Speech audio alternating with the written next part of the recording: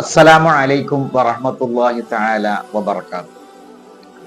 ഹബീബായ റസൂലുള്ളാഹി സല്ലല്ലാഹു അലൈഹി വസല്ലമ തങ്ങളുടെ പൗത്രൻ ഹസൻ റളിയല്ലാഹു തആല അൻഹു വലിയ ധർമ്മിഷ്ഠനായിരുന്നു. തന്റെ മുന്നിൽ വരുന്ന ആരെയും വെറും കൈയോടെ അദ്ദേഹം മടക്കി അയച്ചിരുന്നില്ല. മദീനയിലെ 100ഓളം വരുന്ന വീടുകളിൽ എല്ലാ ദിവസവും അവരുടെ നിത്യേന ചെലവിനുള്ള സാധനങ്ങൾ മഹാനായ ഹസൻ റളിയല്ലാഹു തആല അൻഹു എത്തിച്ചു കൊടുക്കുമായിരുന്നു.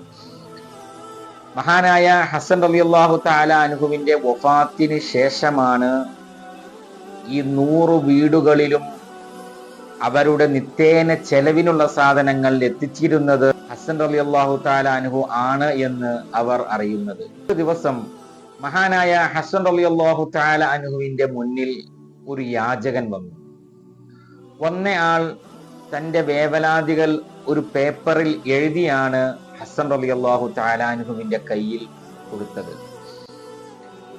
ഇത് കിട്ടിയപ്പോൾ മഹാനായ ഹസൻ റളിയല്ലാഹു തആല അൻഹു പറഞ്ഞു, ഞാൻ എല്ലാം ഏറ്റെടുത്തിരിക്കുന്നു.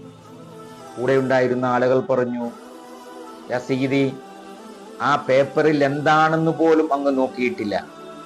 അത് നോക്കിയിട്ട് അങ്ങയെ കൊണ്ട് പറ്റുമെങ്കിൽ മാത്രം അത് ഏറ്റെടുത്താൽ പോരെ എന്ന് കൂടെ ഉണ്ടായിരുന്ന ആളുകൾ ചോദിച്ചു. മഹാനവർകൾ അതിന് പറഞ്ഞ മറുപടി, ഈ മനുഷ്യൻ വളരെ പ്രയാസപ്പെട്ടുകൊണ്ടാണ് എൻ്റെ മുന്നിൽ വന്നിട്ടുള്ളത്. ഒരു നിവൃത്തിയുമില്ലാത്തത് കൊണ്ടാണ് യാചകനായി എൻ്റെ മുന്നിൽ എത്തിയിട്ടുള്ളത്. ഈ മനുഷ്യൻ, ആ മനുഷ്യൻ തന്ന പേപ്പർ ഞാൻ എടുത്ത് തുറന്നു നോക്കി അതിലെ വരികൾ വായിച്ച് തീരുമ്പോഴേക്കും ഈ മനുഷ്യൻ അത്രയും സമയം എൻ്റെ മുന്നിൽ യാചകനായി നിൽക്കേണ്ടി വരും. അത് ഞാൻ അള്ളാഹുവിന്റെ മുമ്പിൽ ഭയപ്പെടുകയാണ്. നോക്കൂ നിങ്ങൾ, നമ്മുടെ മുമ്പിൽ എത്തുന്ന പല ആളുകളും ഒരു പക്ഷെ അഭിമാനം നഷ്ടപ്പെടുത്തിക്കൊണ്ടാണ് നമ്മുടെ മുന്നിൽ യാചകരായി എത്തുന്നത്. അവർക്ക് 100 ആവശ്യങ്ങൾ ഉണ്ടായിരിക്കാം, പല പല കാര്യങ്ങൾ ഉണ്ടായിരിക്കാം.